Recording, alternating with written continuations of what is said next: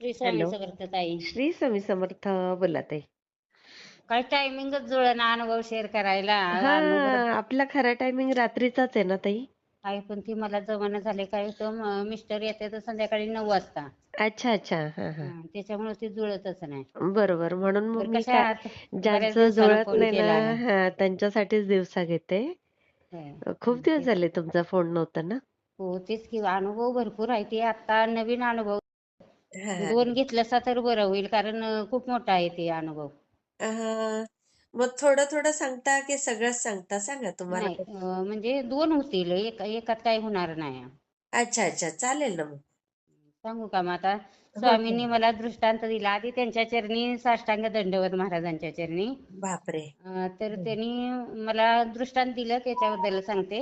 हां, वास्तुशांतीला मला 2 राधाकृष्णाची मूर्ती आणि हां. स्वामींची एक मूर्ती भेट आलेली. शोकेसमध्ये ठेवतात का नाही?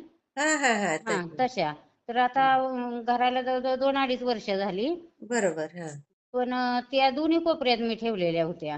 हां, हां, मग हां. एक दिवस पहाटे 5 वाजता हे केंदळी दादा माझ्या स्वप्नात आलं अय्या! आणि जणू काय म्हणजे वडीलच माझं ते होतं. तर दादा हं. म्हणणार नाही वडीलच होतं माझं ते. अगदी, अगदी. तर त्या रूपातच वडिलांच्याच रूपातच घरी आलं. मग आता सगळं काही सांगू शकत नाही आता काय काय झालं आमच्या दोघांसोबत ते. हां, हां, हां. मग नाही पोराचं सांगा ना लग्न त्यावेळेस तुम्हाला जवळ काय आलेलं होतं. तुम्हाला जे आम्ही सांगावसं वाटेल ते सांगा ताई. हां? तुम्हाला जे सांगावसं वाटेल ना, ते तेवढंच सांगते. सांगा. कारण कसं म्हणजे महाराजांनी दिलेले सगळं दृष्टांत सांगायचं नसते तर असं म्हणते ती ना. असं बिलकुल नाही ताई. म्हणून. जेवढं तुम्ही नाहीतर सांगाल, तेवढं तुम्ही प्रचार-प्रसार कराल, तेवढं तुम्हाला अजून स्वामींचा दृष्टांत होतील बघा. होच की. पण हां, सांगते आता जेवढं म्हणजे जमतंय तेवढं. हां, हां. मग दादा माझ्या स्वप्नात आलं, बसले-बसले चहा-पाणी झाला. म्हणजे मी अरे खूप बापरे! खुश. मी म्हणजे आनंदाने जणू काय म्हणजे मला वडील कधी पाहिले नाही. वर्षाचे असताना वडील आमचं वारलं होतं. अय्या! मग वडील काय माहिती नव्हतं. पण केंद्रे दादा आल्यानंतर मी एवढी खुश. मी सगळ्या घरभर हिंडते की दादा माझं म्हणजे आमच्या वडिलांनी मी दादाच म्हणत होतो. अय्या! हो पण का? मला काही माहितीच नाही आणि आठवतच नाही वडील काय असते तर माहिती नाही. पण ते बापरे! एवढी मी खुश झाली तेच नाही कुठं ठेवू कुठं नको असं म्हटलं झालेलं. हां, हां, दादा बसले विसले परत हां. त्यांनी घरात म्हटलं दादा घर कसं वाटतंय स्वामी माझ्या घरात आहेत का तर दादा म्हणले आहेत. तू हां, कशाला हां. काळजी करतेस तू सारखी काळजी सोड आम्ही आहे की तुला कशाला ही करतेस. आई गं! हां, हां. आणि नंतर मग मला म्हणजे असं रागावलं. दादांचा एकदम चेहरा रागीट झाला. तर म्हटलं दादा काय झालं? तर म्हटलं तर ही मूर्ती काय तू इथं राधाकृष्णाची ठेवली आहेस? हां, तर हां. ती ती विसर्जित कर. ही मूर्ती इथं ठेवू नकोस. अगो बाई! हां, हां. हो. तर परत स्वामींची पण एक शोकेश मधली मूर्ती होती. हां, तर मी म्हटलं ह्याचं काय करू? तर हां. ते काही बोललंच नाही ती. परत ती मूर्ती घेऊन मी सोडायला जाते. दोन्ही मी घेतल्या. तर स्वामींची ती जी होती मूर्ती त्याच्या हातात काय होतं रुद्राक्ष होता. हां, हां, हां. मग ती घेऊन मी घराबाहेर जाते तर ती स्वामींची खाली पडली. अरे! आणि ती मी सोडाय गेले तर मला साक्षात ह्याचं महादेवाचं दर्शन झालं बघा. बापरे! हां, हां. हो. मग हे आता काय आहे म्हणजे काय दादा म्हणजे माझ्यासाठी वडील. आता ते मी सांगते कसं-कसं नातं जोडलंय. मी काय म्हणते महाराजांनी की "बाबा का असं केलंस माझ्या म्हणजे पूर्वजन्मीचं काय माझं चुकलं होतं का? पूर्वजन्मीचं माझं कर्म चांगलं हं. नव्हतं का? म्हणून हां. मला वडील दिलं नाही, भाऊ दिला नाही. आई मला गं! कुणी रक्ताचं का दिलं नाही?" हां. तर महाराजांनी काय सांगावं की "केंद्रे दादा इथं ही पूर्वजन्मीचं तुझं वडील आहे ते. हां, भगत ताई आहेत त्या तुझ्या ताई बहीण आहे ती हां. आणि प्रदीप दादा आहे तर ती भाऊ ही तुला मी स्वामी रूपातलं तुला मी म्हणजे ती पहिली पूर्वजन्मीची ही खरी नाती तुझी आहे ती तू या नात्यात अडकू नकोस. हो, बघा. मग असा कुठला देव सांगतो बघा. बघा ताई म्हणतो काय का कुठला देव असं कुणाला म्हणजे एवढं म्हणजे काय माझं आणि त्यांचं नातं आहे मलाच काय कळत नाही हर गोष्टीला. आता मुलाचं लग्न होतं हां, तर म्हणलं बाबा माझं मुलगी बघणारं कुणीच नाही. आता तुमच्या नातवाला तुम्हीच मुलगी आणायची. हां, मग हां, हां. कसं 6 महिने अगोदरच बघा त्याने मला संकेत दिलं. मला मेहंदीचं कोण दावलं म्हणजे मुलाच्या हातावर मेहंदी काढताना. ओह! परत मुहूर्तमेढ असते ना जाती हो, पूजन बघा. हो, हो, हो. मग ते जातं कुठं रावायचं ती हा. दावलं. म्हणजे असला कुठला देव दावतो का सांगा? कोणीच नाही सांगणार एवढं छान. मला काय समजत नाही तर सगळं सगळं जिथल्या तिथं आता देव काही बोलत नाही पण नुसतं मला भास करून देतात की हे ओ राहिलं बघ ती राहिलं बघ ती कर बघ ही कर बघ. अय्या. म्हणजे जणू काय बापाची माझ्या उणीवर भरून काढते ती. मग मी दादासनी फोन केला. हा. म्हणलं दादानी फोन केला मी सकाळीच उठल्यानंतर फोन केला 8 वाजता तर दादानी लगेच फोन उचलला. मी फक्त मेसेज केला आधी. हा. म्हणलं दादा मला तुम्हाला काहीतरी आपल्या नात्यांबद्दल सांगायचं आहे. मग दादानी लगेच फोन उचलला. अय्या. मग दादा बी एवढं खुश झालं. म्हटलं दादा महाराजांनी असं सांगितलंय की तुम्ही पूर्वजन्मातलं माझं वडील आहात आणि अय्या. तुम्ही असं आलायसा एवढं मला संकेत दिले तिचा. अय्या. मग दादा बी खुश. दादा अर्धा तास माझ्याशी बोलत होत ते. आई ग. मला म्हणजे आयुष्यातली उणीव माझी भरून निघाली. मी दादांशी भरून बोलले तर मी निघाली. वडिलांशी बोलले. बरोबर बरोबर. आणि मग परत संध्याकाळी भगतताईसनी फोन केला. भगतताईने बी लगेच फोन उचलला. आता तिला कुठं आमची कास्ट कुठली आम्ही कुठल्या कुणाची कुणाला दाद आहे का हो? बघा ना बघा हा? ना. मग भगतताईसनी फोन केला. म्हणलं ताई तुम्हाला सांगू का आता महाराजांनी मला काय सांगितलं? म्हणले तर काय सांगितलंय? तर म्हणलं तुम्ही बहीण आहे माझी पूर्वजन्मातली. अय्या. ताई बी इतक्या खुश झाल्या. म्हणले तर काय सांगतायसा? तर म्हणलं हो बघा तुम्हाला मी बघितलं नाही. तुम्ही कुठल्या गावाव मी कुठल्या गावाव. खरंच मग खरंच. ही महाराजांची लीला कसली बघा. मग ताई साधे नाही आहेत महाराज. आणि ह्याला प्रगट दिनाला एक काय झालं बघा. ह्याला प्रगट दिन होता आणि मी हा. आदल्या दिवशी काय म्हटलं की बाबा म्हणजे साधी भोळीच माझी सेवा चालू आहे. प्रदीप दादाने तुम्हाला मागचा अनुभव मी शेअर केलेला बघा. हा हा. प्रदीप दादा मला बोललेलं म्हणजे असंच संकेत मला मिळत होतं. तर दादासनी म्हणले दादा मला असं असं दिसतंय. हा हा. तर दादा म्हणले काहीतरी महाराजांनी तुझ्या हातून म्हणजे सेवा करून घ्यायची असेल. हा हा आता हा. कुणाला माहिती आरतीची सेवा चालू करून घेतील. आमच्या गावात आरती नव्हती महाराजांची. हा हा. तर ती मी दादासनी केंद्रे दादासनी विचारूनच ही केलंय ती चालू केली. प्रदीप दादासनी मेसेज केलेला. तेव्हा काही बघत ताईंचं माझं काही नव्हता कॉन्टॅक्ट. हा हा हा. मग तर मी आदल्या दिवशी प्रगट दिनाला म्हटलं आता 3 वर्ष झालं सेवा चालू करून. प्रगट दिनाला म्हटलं आदल्या दिवशी बाबा त्या मुलाला कसं गोट्या खेळताना तुम्ही तिथं प्रगट झालासा आणि हा. त्याच्यासोबत खेळायला लागलासा. हा तसं हा. माझ्या बी सोबत खेळू नका पण मला तुम्ही आलेल्याची मला खून म्हणजे जाणीव करून द्या. हा तुम्ही काहीतरी हा. मला म्हणजे खून द्या असं. मला जास्त बरोबर. काही म्हणजे सुशिक्षित बोलता येत नाही. नाही नाही पण छान साधीच बोलताय बोलते मी ताई. अशी. नाही नाही छान हा. बोलताय तुम्ही. तर हा मग काय झालं आरती बिरती झाली हा. आणि त्या दिवशी काही लक्षच नाही. भरपूर लोक 100 माणसाचं जेवण करतो. ताई 250-300 माणसं जेवतात. बापरे. हा हा. हो म्हणजे दादच लागत नाही. जेवण म्हणजे कमीच पडत नाही. ओ. आणि एवढं स्वादिष्ट होतं. आणि सगळी लोक मी काही स्वतः करत नाही. उगाच कशाला सांगू. महाराज त्यांचं तेच म्हणजे सगळं हो सेवेकरी हो उभं हो. असतात. हा. तर मग त्या दिवशी काही लक्षच नाही. पण त्या दिवशीच गोटी हा. आमच्या मिस्टरासनी सापडली. अय्या. हो. आणि कमाल. त्यांनी मशीन आहे शिलाई मशीन त्याच्यावर ठेवलेली. हा तर हा मला काही त्या दिवशी गोंधळात ते काही बोललंच नाही ते. हा आणि दुसऱ्या दिवशी मी लोटताना मला ती गोटी सापडली. हा. तर ती गोटी मी हातात घेतली तर तिचा कलर बदलते त्या. काय. हो कलर बदलत होतं तर. तर अरे म्हणलं वा. ही कसली गोटी. आमच्या घरात तर लहान बाळ कुणीच नाही. आम्ही दोघंच होतो. आता सुनबाई बरोबर. झाली सोडा. हा मग आम्ही दोघंच होतो. मग हा. ती मी लगेच गोटीचा फोटो काढला. फोटो काढील तर कलर बदलायला लागलं तर. अगो बाई. हो फोटो काढेल तसं कलर बदलते ती. मग ते फोटो काढले मी भगतताईसनी पाठवलं. केंद्रे दादासनी पाठवलं. तर दादा म्हणले हे काय. मग हं, मी दादासनी तेव्हा मी लगेच फोन केला. म्हणलं दादा असं असं.